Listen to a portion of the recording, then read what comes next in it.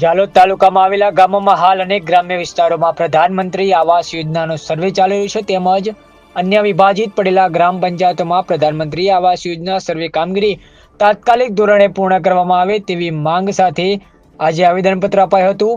તો જાલોદ તાલુકા વિકાસ અધિકારીશ્રીને આવેદનપત્ર આપીને રજૂઆતો કરવામાં આવી હતી કે ગ્રામ પંચાયતમાં તાત્કાલિક ધોરણે પ્રધાનમંત્રી આવાસ યોજનાની કામગીરી પૂર્ણ થાય તેવી રજૂઆત લઈને જાલોદ તાલુકા વિકાસ અધિકારીને આવેદનપત્ર આપવામાં આવ્યું હતું. અહેવાલ દીપેશ ચૌહાણ, જાલોદ. વાત કરી રહ્યા છે 27 જેટલી જે ગ્રામ પંચાયતો આવેલી છે, આ ગ્રામ પંચાયતોની અંદર અત્યારે જે પ્રધાનમંત્રી આવાસ યોજનાની સર્વેની કામગીરી હજી સુધી ચાલુ કરવામાં નથી આવી, તો તાત્કાલિક ધોરણે સર્વે કરવામાં આવે એવી અમારી રજૂઆત છે.